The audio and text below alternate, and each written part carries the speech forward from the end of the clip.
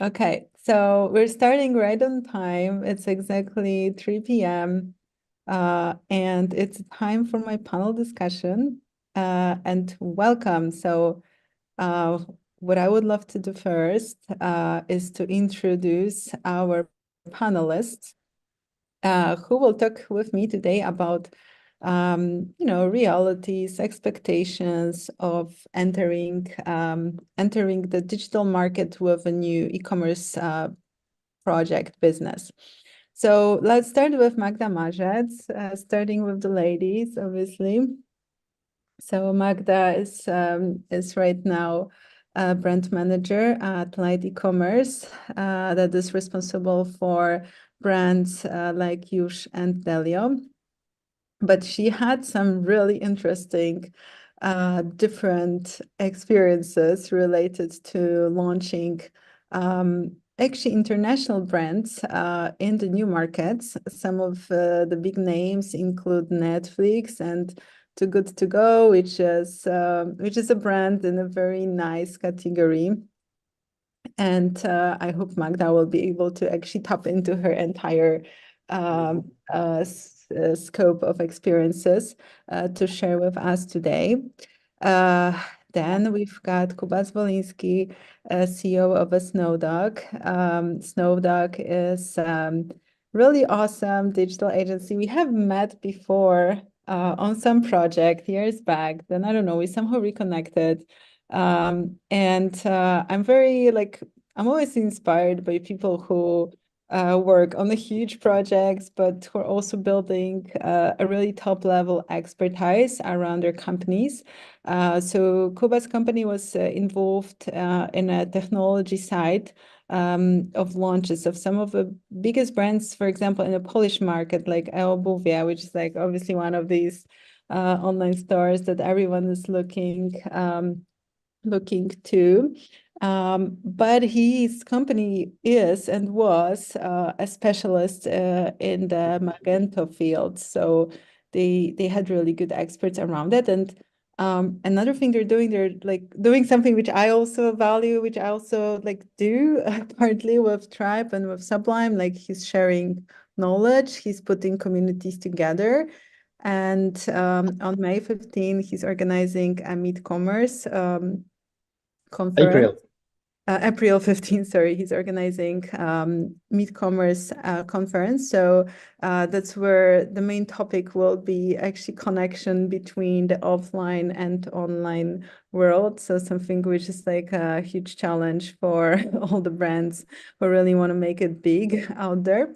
I will have a pleasure to lead one of the panels there, but you guys should check the website and really see the agenda, because I think it's very cool, and there are going to be lots of discussions. So it's won't be just a keynote presentations. There will be a lot of discussions like that. And finally, we've got Waldek Pilch from Formats. Well, it's so many things I could talk about you, Waldek, because Waldek is like, for me, this archetype of a global entrepreneur who really lived around the world, started in the investment funds, like did some really lifting and selling of a company before, and finally invested in some B2C brand of supplements, which was already very successful, and decided to launch and own e-commerce for that brand format. And we had the pleasure to be a part of preparing that launch. And I think we're still in the launch phase, kind of, I would say. But like, Yeah, I was looking at RX graph and I was like, where are we, early growth or launch? I'm still thinking. I think we're somewhere in between, which is like super exciting. I think we're like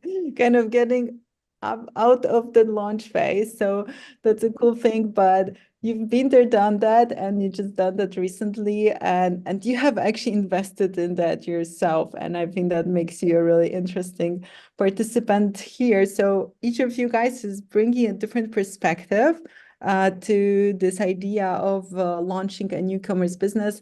And just some quick rules, like I will try to finish at 4 because I know you guys have some other things in your lives and businesses. And I'm very, very honored that you guys said yes to actually dedicate your hour. I want to learn. I want other people who will watch it or watch the recording to learn. So let's dive into it. But one thing for you, please. Disagree if you hear something you disagree with, because then it's going to be fun. You can argue even a little, it will be even more fun. So there's like total yes to all the kind of stuff like that, because this will make this discussion fun. I'm going to be posing the questions sometimes, like if you guys want to talk, you just talk. If no one talks, I will point a person. So I will behave a bit like a school teacher at times. Okay, so let's start. My first question is, so you guys been a part of launches of newcomers, or you done one, like what's your perspective on the actual expectations that founders, boards, people in charge have towards this phase of starting a new e-commerce project? And how does it usually match with the reality? Like, are people really good at, planning this phase and getting what they expected from it? Well, maybe I can jump in here, because I always have this saying that Excel can accept everything. You can put any numbers in it and it will look good, but then the reality comes and verifies what were your plans and business goals. So yeah, there were many cases I've seen where the growth plan was very elaborate and it really looked good in the sheets. But then it took, for example, more time for people to really uptake a service or a product, and it didn't really match the reality. Therefore, I always recommend to have this MVP approach, to really try to prototype as much as possible and see, for example, what is the organic uptake of a service or a product before really launching, for example, a very big 360 campaign that costs a lot of money. An example could be Netflix in Poland. There was a launch, but it was only PR and let's say some influencer activity. But they've actually waited for the whole year to really see how the market behaves and what is the market potential, and only then started doing more activations locally and investing more money in, for example, local productions. So that's my example from the top of my head, but it would be great to hear yours. But was it really how they planned it? That's how they want it, or it was just so? For example, from these PR activities and influencers, did they get what they expected, or there were some Yeah, they were actually trying to see what is the potential and what will be the word of mouth, what will be the buzz around the brand, and they took a lot of time before really deciding to go for the market. And that was like a soft launch approach, let's say. So it was deliberate that they didn't do a big bang campaign with outdoor or anything like that, or celebrities, but rather something smaller scale and seeing, just dipping the toe in the water and seeing what the potential is. Interesting. I wonder if they, for example, were also considering if it doesn't work, they will, for example, skip the Polish market and just don't go there, right? Because I think that's what sometimes big brands do. They just are testing the waters and then like, maybe it's not the market. Yeah, that's what actually happened in some other countries. For example, Romania. They launched at the same time as Poland, and then they didn't go for the market for a longer while. So yeah, that's actually a strategy. Well, so you would say it was a smart, mindful strategy of Netflix compared to Shopee, PP that did it like all different. Yeah, I actually had the experience myself, because I was also a part of Showmax, which was supposed to be a challenger of Netflix. So it was a SVOD service as well. And it was a different approach. There was a big bang, a big campaign, just like Shopee. And then it seemed that the market didn't follow. People were really hesitant, for example, to leave their credit card numbers, and really didn't have the trust what is this and why would I use it and why would I subscribe to watch movies when I can totally do it for free on TDA. So so the market really verified this approach very quickly, although the campaigns were very big and there was a huge investor, Naspers, so Prosus, so one of the biggest capitals in the world. So it wasn't a matter of money or the strategy. It was just it was a matter of the market maturity, and so I could really experience it myself that those two different strategies, well, both were good. I wouldn't say that that one of them was good and the other was bad. It was just a completely different strategy. If you have money to spend, then go for it. But doing a soft launch and prototyping and doing it step by step is also a way to go. Yeah. Cool, especially for the brand that already exists, right? And like it's can have many options.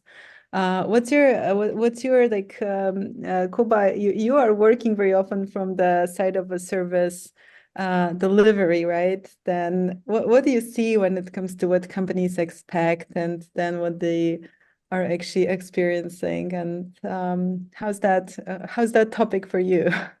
Yeah, I definitely treat the launch very digitally. So for us, it's like something that is in production, and then there is some moment on the timeline that we launch something, that we go from the development phase to the maintenance and future enhancement. But this is also like this is a very sensitive moment. But I think that the biggest difference between expectations and reality is that investors very often think about the launch moment as something that happens. It's just switch and you go on. It's actually also a process. You cannot just keep pushing all new features until the launch date, then switch the button, push the button, and then keep pushing more features. I think it's really important to understand that the launch, like as Magda said, like it needs to be well-defined MVP, something that is a minimum critical package to solve the business problem. And why minimum? Not to just make it quicker, but to make it easier to validate the launch. If it really works, if we launch something super complex, it's also super difficult to verify if we did everything okay. So the smaller amount of new features or changes are implemented in the launch, the better. The easier is to make a rollback or to change our idea. So for me, it's important that the reality is that we should have some time to properly test everything, to make sure that we don't try to launch everything at once. And the launch actually doesn't end with turning on the production side. There is a period, whatever you do, however good you are, there is a period of warming up the whole system, and it needs a very like a detailed focus on everything. If we know what to track, if we know how to verify if our plans were actually accurate, if we are solving the right problem of our customers. So I would say this is usually the main, the most important point when the reality is slightly different than expectations. It's just that the launching of the technology is a longer process. There is like some activities pre-launch and post-launch that are actually a very integrated part of that. So of course, this is like I'm totally ignoring the business aspect of launching the whole e-commerce or a new system, but definitely the most common mistake is trying to launch something too big, and instead of going with steps, something that is testable, we try to launch everything.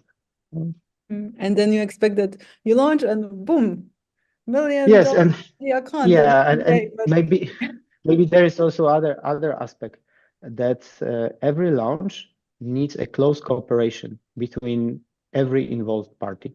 The very common mistake is that one side is too busy and is expecting that the other side is so professional and have so strong expertise that can do everything on their own.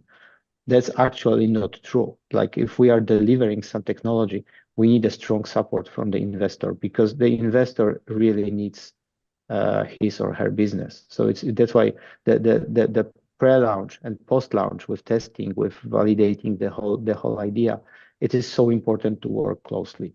So we really understand if we see the same effects. And this is the second big problem during the launch, if there is not enough focus from the business side to look if everything is going as planned. To be involved. So Bartek, like you've been in this reality, so you can say, like, from your experience, what you were thinking gonna happen and actually happened. Like, do you have some like interesting stories, or you might also not want to share because a lot of war stories, right? Every war has lots of stories. Well, for us, I think when I look back, right, in the back view mirror, it's really, you know, launch day is like day one. This is where, you know, your budget expenses become really high. You know, you think launch is when you've incurred all your expenses, your budgets, you've done all your work. No, day one is when it really starts getting expensive. So I think a lot of people don't realize that. This is I would say, about the expectations, right? But I would say, just going back to the question, what are the expectations? I would say, you know, for us, from our perspective, what are the goals, right? Is it increasing sales, growing like crazy? What is it, right? For us, it's really all about creating an omni-channel experience, having access to consumers. We've been doing this for 10 years, creating, you know, products that our customers have been passionate about. What we didn't have is, you know, a delightful experience for customers, and being able to learn from that. We learn from our customers. Now, I mean, we're learning so much every day directly from our customers. So I think that was the goal. And now the goal is to grow it, obviously, but just having access, this direct consumer access, is really what we wanted to build. And I guess that was the expectation. Yeah, that's really cool, right? I was talking about it in a presentation that I used to, and to start this event today, that very often brands who are already offline, they have a much more complex set of goals that they want to fulfill with the launch of the e-commerce. And you have to know, why are you doing this, right? If you don't have the right expectations, then that's where it starts. Like, why are you doing this? Are you doing it just to grow the revenue and to make more money? Then you should probably understand that this will happen at some point, but there will be some steps in between, right? Mm-hmm. But there might be other things, right, that can start happening much earlier. That's a cool part. Okay, now another question is a little bit about this prep time. So when there is this new launch that is, you know, in a plan, let's say like a brand, a company is planning to launch in the new market, or a new brand totally. There is a team that wants to launch a new brand, or like you, Waldek, you wanted to launch like a brand new e-commerce platform for the existing brand. Like, what are those key planning prep things that business owners, founders should do before? You guys can talk also about some data that is good to gather, some things that you believe it's good to look into. Like, if there was someone here watching who's thinking to do that, planning that, like, what would you say? Like, what you should do right now? Like, where you should to put your head into? I'm happy to take that one. I mean, there is a good old saying, right? Measure 10 times, cut once. Don't cut 10 times and measure once. You know, that really applies to, I think, to e-commerce. I mean, if we spend a year developing it, then we've probably spent 8 months planning and 4 months launching, right? Going to a launch date, building it per se, you know, from a technology standpoint. But actually, this actually also surprised me. What was really actually our first discussion about, I mean, we're working a lot together. So, I mean, you know, full disclosure. So, simulations is something that's a good. I mean, yes, you've got to have your strategy session, you've got to have your personas, you've got to have your brand books, work with experts. Don't try to do everything internally. Get experts externally, all that stuff, and that's right there, 6 months of work, Yeah, right? We haven't even touched the technology part. You kind of took quite a while, right? I remember we spoke like probably longer than a year before the e-commerce was actually launched, and Waldek was already looking into it and planning and really investigating options market and everything. So there was lots of prep and thinking, right? It wasn't like let's jump into into it and build an e-com. And I support that. I mean, I'm more on that. I'm more on that side. Looking back, that was a good decision. Also, we internally feel that way because we knew exactly what kind of experience we want to build on our website for our customers. We knew the brand identity. We knew, the language, the tone, the communication. When we started executing, it was a lot easier. But the other thing that was really useful, and it still continues to be useful, I continue to, this might be, I guess, better lucky than good.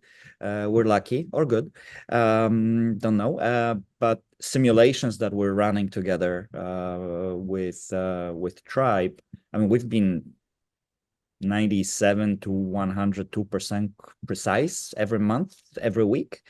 We're correcting those, we're updating those.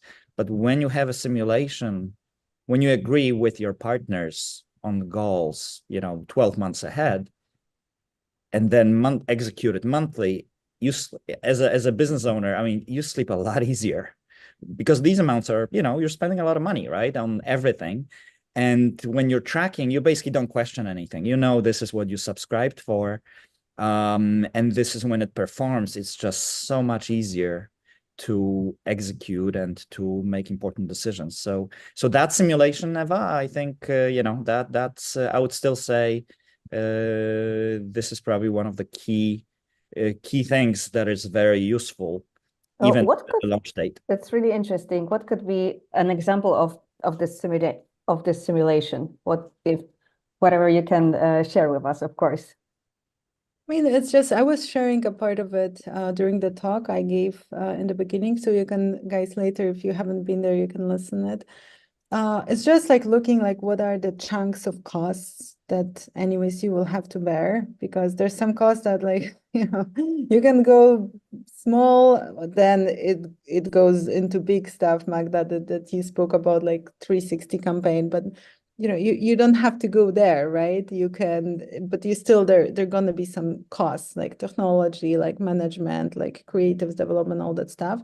And realities on how much you can really scale the sales month to month, because there's some realities to it that you will not jump over. You will not start the first month and sell 1,000 pieces if you're the brand new account on Meta or Google or whatever, because they will not even allow you to do that, right? So scaling will be like month to month something, right? And that will be faster in the beginning, slower later. So obviously there's many things you can already predict, and these simulations might totally not happen because for example, the market is not ready for it. But if you know more or less that the market is there, for your product and for your business, like there's lots of things you can predict. And you guys are doing that too. I mean, on the Lite e-commerce, you guys have plans, where like what you want to achieve. And I must say, you guys are also quite precise. Like, I mean, we can't share, of course, the numbers, but I mean, it's like you're not missing the goals that you guys are setting. Yeah, I think the key is scaling. That's, I think, the good point, and to think, what can you optimize? So what can you add to the product or service, or what can you get rid of? And already think about it in the beginning, because sometimes it's like there's a big hype for a product during the launch phase. Everyone's talking about it, and then it starts growing and growing, and then you're kind of scrambling what to do next. So I think the beginning it's very important to already think 3 steps forward and to think about how will you scale it. So Yeah, if but you will distribute it in another city or another country, what would it take? Would you have to build another factory? Would you have to hire another 100 people? So obviously there are businesses that you want to keep the scale smaller, and it's perfectly fine. But if you're thinking about some kind of expansion, then I think it's a good tip to really think how will you scale it. Yeah, and Yeah, I think it's important point, like when talking about scaling, that there is the other side of that there are many merchants that when they are looking for technology, they are looking for the most scalable, the most powerful technology, but they very often forget that it has a price, and usually has a very high price. So if there are some realistic approach, and we know that we have a business that may be pretty successful, but in the next 3-5 years it will not reach some levels, it doesn't make sense to buy the most expensive, the most scalable technology, because actually 3 to 5 years is a good life cycle for a technology. So it's not bad to change your platform, change your technology after 5 years. It's actually much better than over investing and buying a rocket just to go to the next street at the very beginning. So finding the right balance when thinking about scaling is super important. Like there are many smaller businesses starting that they just come to a technology company like ours, and they say, we want to have to be a second Zalando, or we want to be a second whatever, and please build it for us. That's fine, yeah, but they are building it for years. And do you have the real business capacity to go to that scale? Why do you need the same technology? Especially that some solutions that works for those biggest players are not good for smaller ones. Like if Amazon is using some checkout, it doesn't mean that it will be good for every other store. And this is actually a very common example that Amazon is using this checkout, so it has to be, the best in the world. And we all know that Amazon checkout is a very special experience. Yeah, so like. Yeah, but that's exactly what I'm saying. Like if you sit at an Excel and you say like Excel can take everything, but some people don't do this exercise. Like they don't look at the Excel from the perspective like, is it really possible for me to make these like 1,000 sales, get 1,000 clients in the first month? Like why? From where? Maybe if I'm Netflix, yes. But if I'm like this brand that no one knows, has no access to anything, no brand, no recognition, nothing, this will not happen like that. Like probably these 1,000 clients will be like in the month 8, 9. So I will not build the Zalando store, right? Because it makes no sense, because I will not be Zalando in the next 3 years. Like it will not happen for me. But Kuba, you touched exactly on my next question, which is like, what are the investments that are crucial in this launch phase? And what are the investments that maybe could wait, and you should be more mindful about?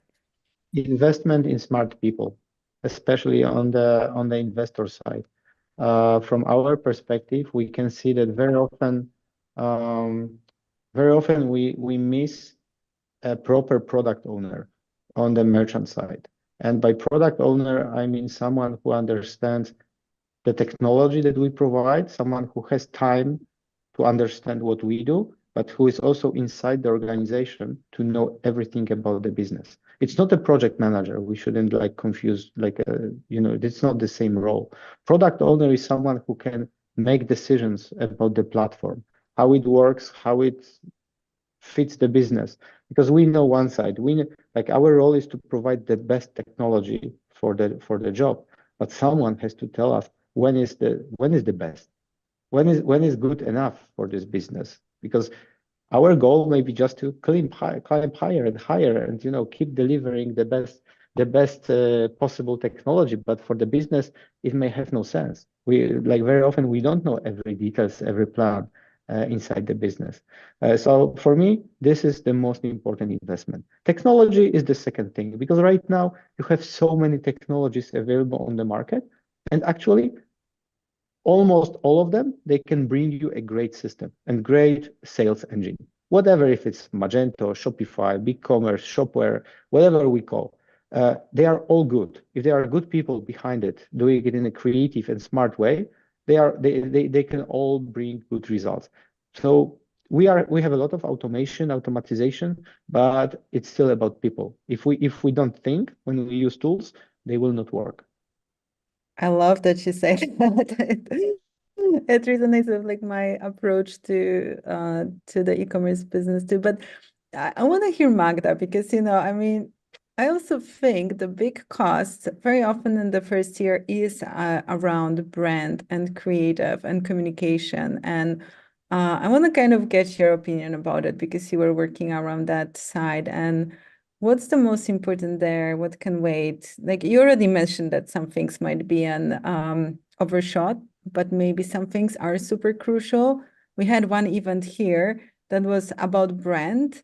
And obviously there were everyone shouting like, yeah, you have to do brand from the start. If you don't, like it's gonna really, kill your growth at some point. So you can't really stop at it. But really, what's that side of the story? Like what's important from the communication brand creatives?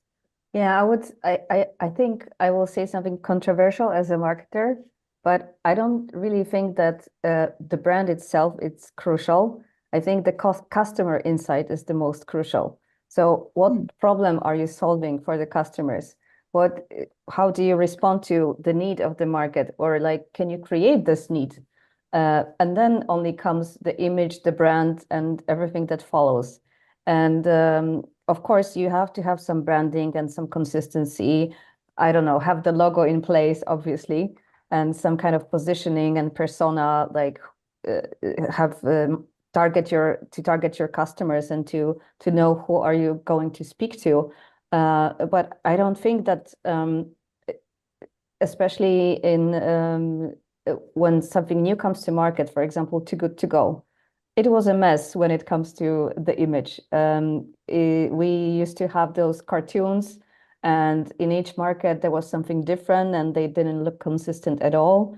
If there were even cases where the logo was different and the style of communication was completely different in each of the countries, but somehow it managed to become a global player. So despite all those things and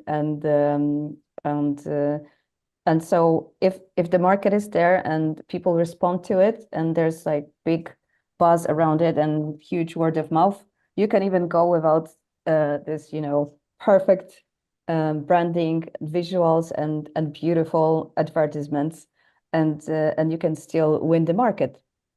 So obviously, if you have if you have money to really do a big proper campaign, full brand book, great photo session, and have a celebrity endorsing your product, it's great. But you can really live without it, and you can work your way around it in some in different activations or different PR or influencer activities. I'm curious about your opinion, Waldek, because I know, and it touches a little bit some question that I had for you anyways. Like it might be like for you, it was a bit different because the rebranding, for example, for formats was actually some kind of thing that was happening in parallel. Oh my God, I can't say it, but simultaneously, right? When you were launching an e-commerce. So what was your learning from it? Like how important you think that was to make it? Because your case was also very different, right? Like you already had lots of distributors, like the brand was already in market, was experiencing some challenges as well, right? From the brand standpoint. Well, from rebranding perspective, we actually I agree and disagree with what Magda just said. Here is one. So I agree that beautiful packaging and beautiful pictures are not necessarily needed. And our branding we had a very strong customer loyalty because our products are good. But we didn't update the design, for the last 8 years since beginning, right? It was just something that was created. It was just kind of like marketing and branding is not important. It's the ingredients and the quality of the product that's important. That's what we focus on. And it resonated really well with our customers. So we didn't need to technically do this if we stayed with our highly conscious, aware customers and just wanted to appeal to them. We probably didn't need to do anything. But we wanted to update, and and it wasn't ugly, but it wasn't a pretty packaging. And there is something about packaging that's not, everything in today's world needs to be beautiful and this and that, and it doesn't, right? It needs to be memorable. That's really what it's about. Color, contrast, all the things that are, I guess every marketer knows. So here I agree. However, where I do think, and we do think about this, is a definition of a brand, right? Not branding as a logo and brand book, but what customers think. And we talked about it many times before. What is a brand? Everyone has a different definition. Whether it's customers' loyalty or what people say behind your back, right? That's the brand. I think that's really important. And how you create that story and how we create that story is important to us if we want to have a wider appeal with the same quality of product, just new branding. But yes, it was tricky because we wanted to change more, but then market research said don't change too much. People like you're blue. You're blue, don't change, right? Red Bull is the same can for 30 years for a reason. Same with Pepsi. So we didn't change a lot of things, just updated. But I think the small update in the end was positively kind of appreciated, right, by the market and by the distributors. Okay, so let's happy about it. Talk now. Technology has to have its minute as well. So Kuba, of course, this is always like one of the biggest decisions, and as you said, like one of the biggest investments. A part of smart people, technology is what gonna actually make your wallet thin in the beginning. So now, like, how should these new companies choose? Like, what's like, how do you start that conversation? What are maybe the trends and how did it change over the past few years? Like, what are the technologies that should be considered in this early stage? You probably could talk an hour about it, but like to put it in like 1 minute, max 2 minutes. I think it's more a discussion for days than 1 hour. I think there are a lot of factors, and one of them is a business complexity. Because we can talk about launching a new e-commerce for small new business or even a larger but new business, which has a pretty simple structure.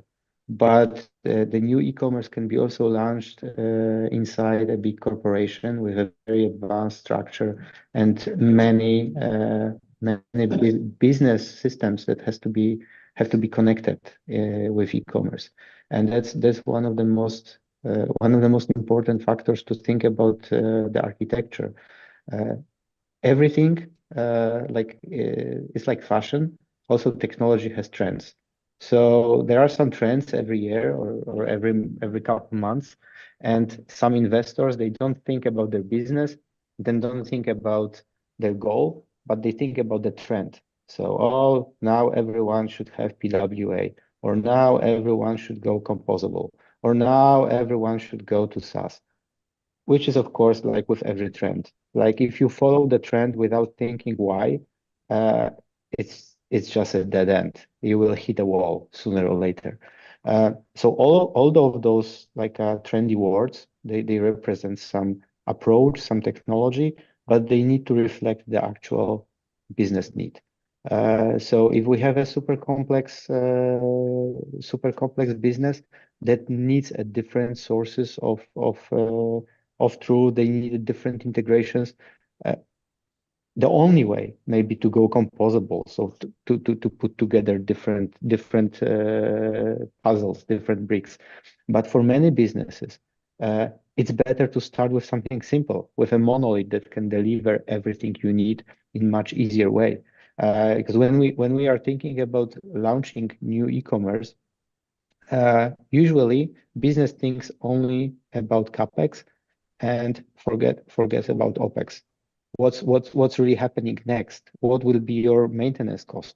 If you choose again the complex architecture, then even changing small element will be super time consuming and expensive. So that's like there are many different options right now, and I would say that again it comes back to people. So as Waldek said, it's all about measuring and about measuring with right people, because there are many ways to get to reach the goal. It's just you need to choose one, and it may be not the best. It should be the And one that you think is the most reasonable at the moment.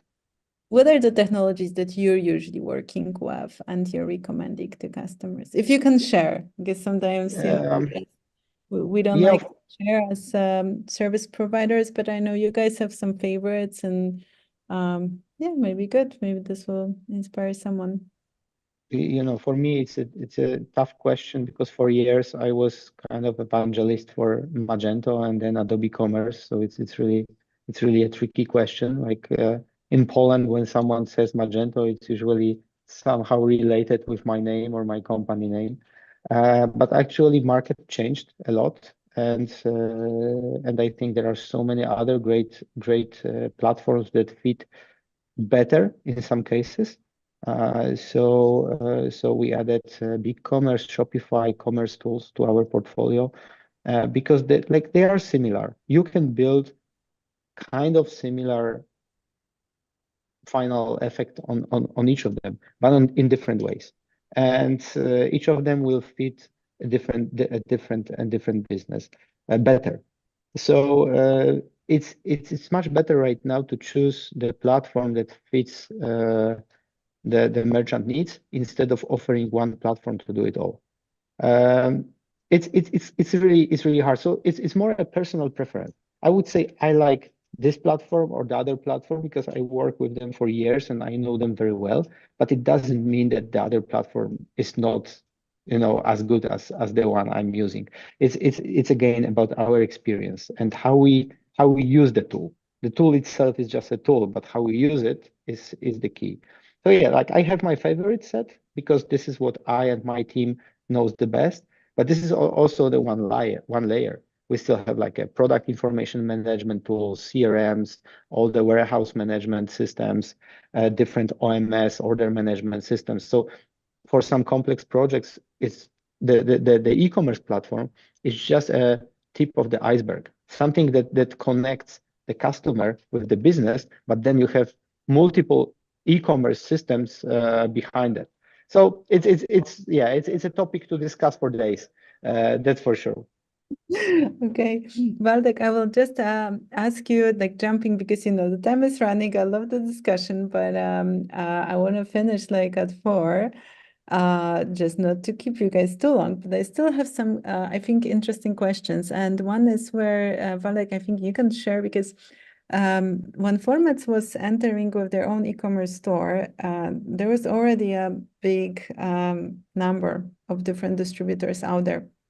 So the product was selling through physical chains, a lot of local small physical chains, but also through different digital distributors. So it was available in different like online pharmacies and different like online stores with supplements. It was available on Allegro in multiple different kind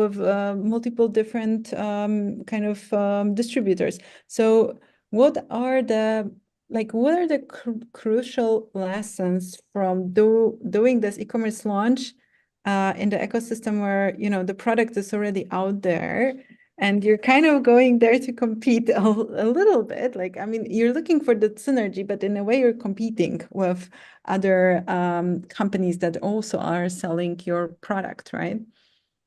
Yeah, it's a really good question, right? And a lot of companies do, a lot of e-commerce companies go offline, right? And offline, I think you've captured that in your presentation. It's 85% of retail sales. Exactly. It is where the numbers are. Sales and offline. E-commerce, right? So not for us, it's before entering e-commerce, we're 50-50 online, offline. So we were e-commerce company without doing e-commerce. And it was done by other guys who now But are like, oh, it or was not all the having Google their Ads, own. all the we didn't all basically everything was covered by others. We started in retail, right? Just to be clear, retail educated really a lot of consumers, and then online picked up on this. I think it's really important to continue respect your partners and distributors, work with them, create partnership programs for them, which we are doing, to enable them to do their business better. Also, having the right pricing structures, things. So you have to think through it really holistically. Upfront, you make that mistake upfront, and it's a snowball effect afterwards. I think we got it right. Time will tell. But we have thought about it a lot. Did a lot of work in Excel just to make sure that everyone's happy. And we are working with our distributors very closely through our partnership program to help. Actually, we share with them our lessons learned. We run a promotion and we say, this promotion worked great. Why don't you do it next month? So, and this one doesn't work really well. Don't do it.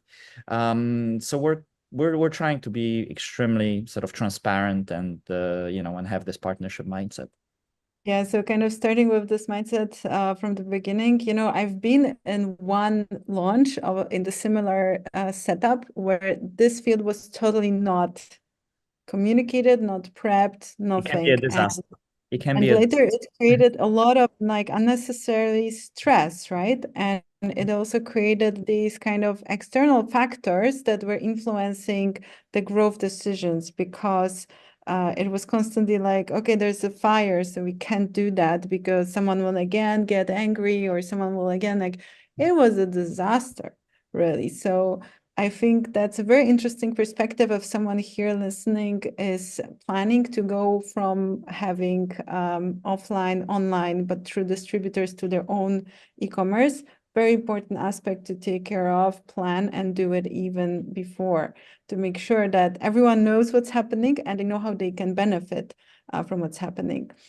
And Magda, it's always different cases of launch, and that's why I'm so happy you guys are all here, because in your cases it was usually those brands who they were somehow known in terms of, for example, Too Good To Go or Netflix that you have mentioned.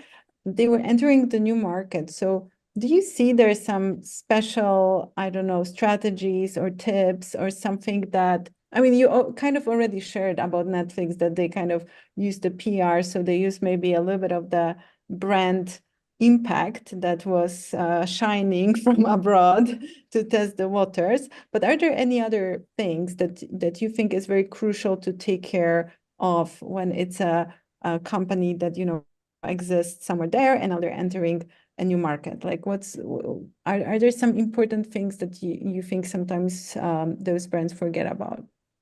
Well, there were for sure many cases of huge brands coming to Poland and failing miserably. And I think a recent example of Shopee would be kind of a loud, let's say, example. But it doesn't mean that they did something wrong.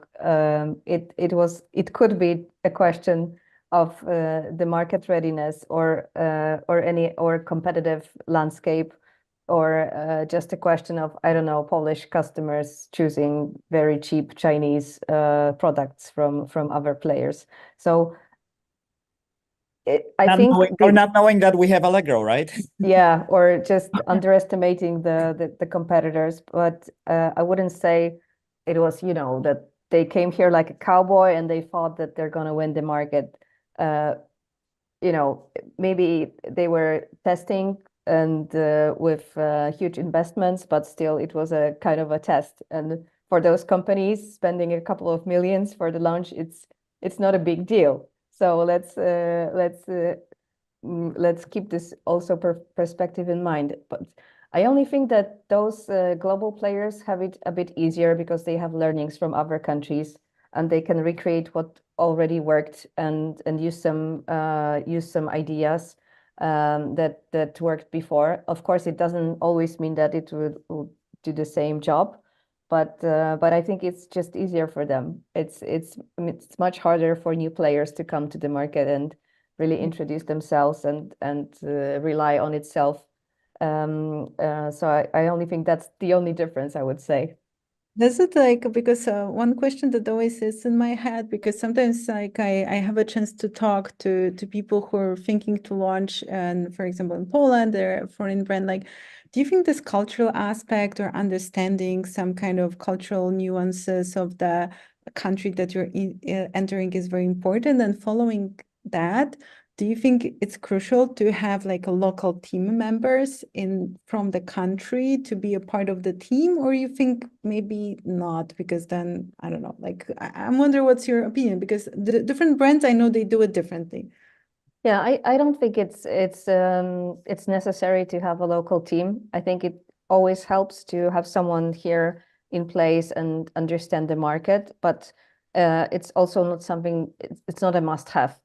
Netflix didn't have any team working here on the ground for first couple of years, and they did perfectly fine, and they built the team step by step, and so it doesn't mean that it's a huge advantage if you have a local team always.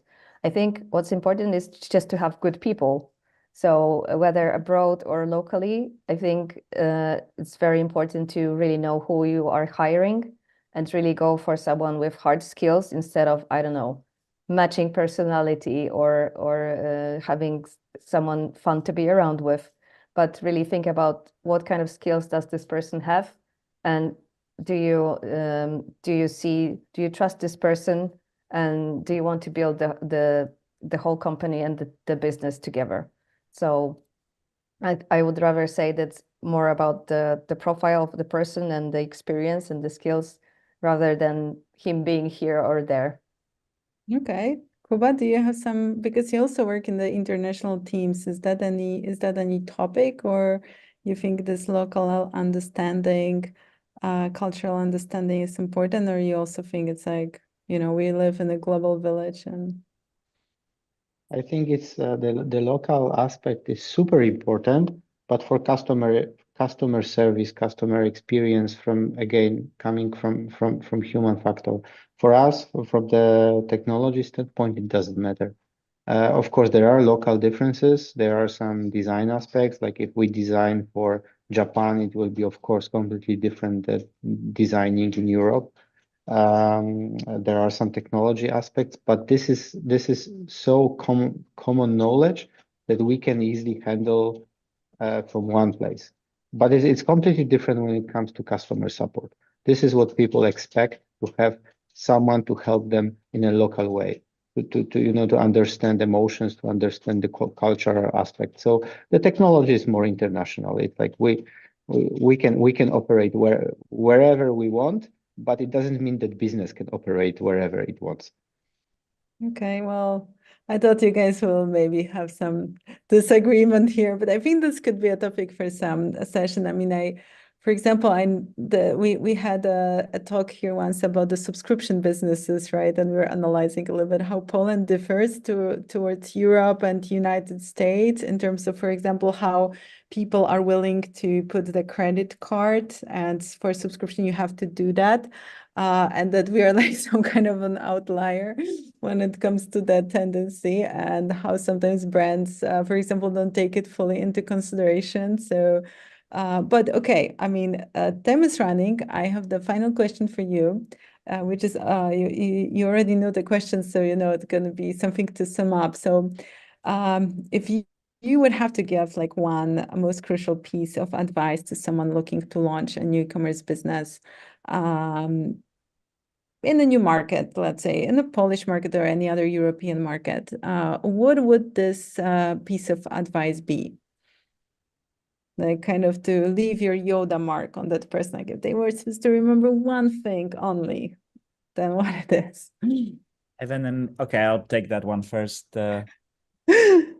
Build an amazing team. Just have a great team. Kuba said that before. I think Magda said that as well. Of all the things, when I look back at this 1 year, that would be, the proudest moment is having a great team. And not just, obviously internally, but also the partners you choose to work with. I mean, they become part of your family as well. You work with them on daily basis, whether it's on Slack or on calls. And if you pick your team the wrong way, I mean, you're done. And if you have a great team, that's a beginning of success. Yeah, I would add on to this because I also think it's crucial and having, as I mentioned before, someone you trust, someone you can rely on, someone who is a self-starter and can manage himself instead of you doing the job twice. It's also important to be flexible in terms of hiring. So hire fast and fire faster. I think it's very brutal, but I think it's also important not to get stuck with someone who, I don't know, you like personally and is a great person, but doesn't have the right skills, or it turns out it's not a good fit for the market. It's always better, both for the person and for yourself, to let him go and find someone who really is fit for the job and you can rely on, instead of, trying to work around and like do crazy stuff just to keep the job. And then he suffers and you suffer and the business suffers. So especially in Warsaw, when the job market is good for the employees, I think it's really okay to do it. And especially in the startup phase, when the growth is very dynamic, and sometimes the person who you hire in the beginning doesn't turn out to be the person that you want to work long term with.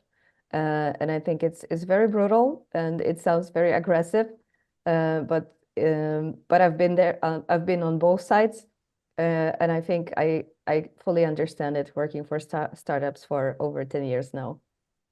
Oh, thank you, Magda. And Kuba, do you want to add something to it? Yeah, don't focus too much on tools and technology. Like, Wow, you said that. yes, great customer support on poor technology can do much more than poor customer support on the best technology.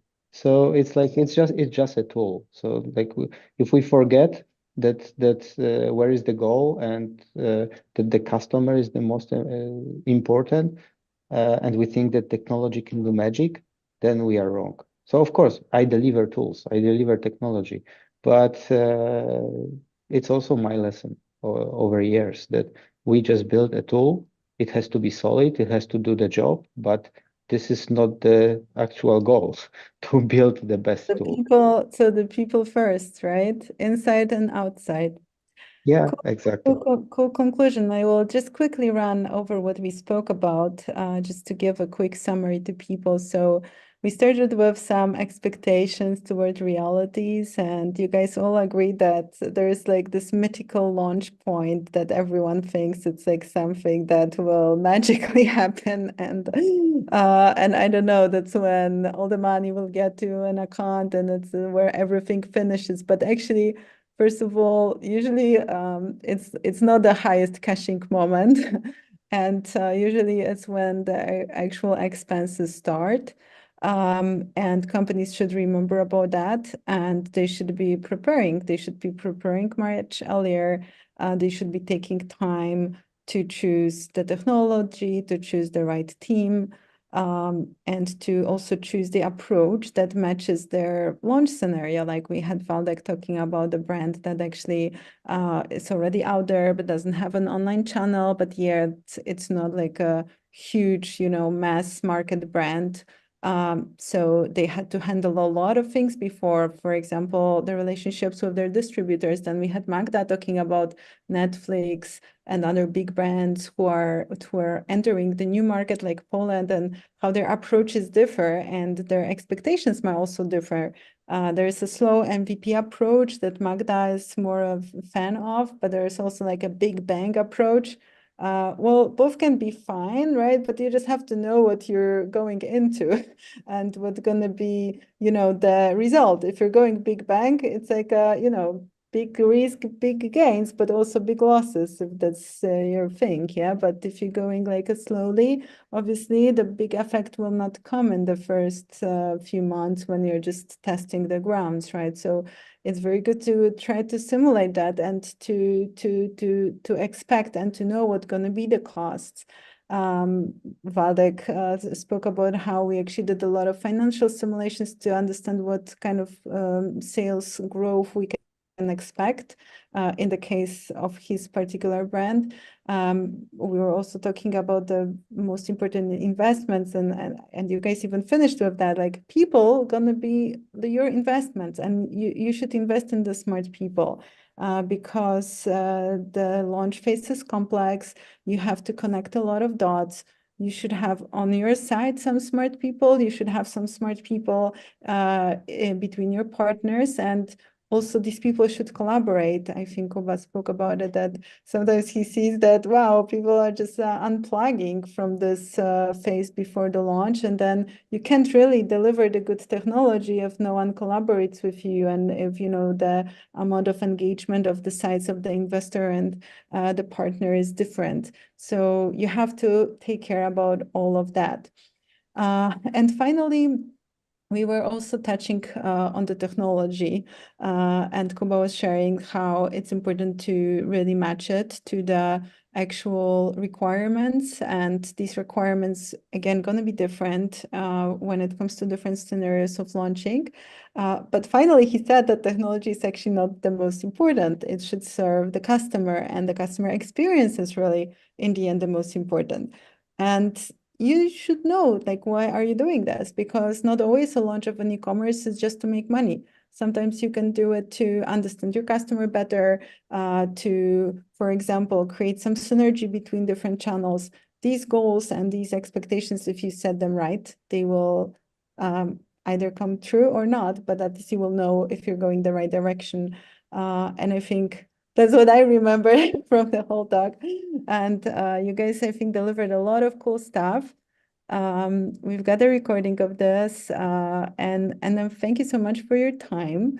Please feel free to share this. I think this can serve a lot of business owners who are like right now on this fence of like, oh, should I do it? When should I do it? Because I think that's the moment when you need a lot of support and you need to gather insights and take your time. So thank you so much. And Thank you. I see you guys somewhere in the world, because yeah, we usually see each other somehow. So see you. See you Thank you, next Evan. week.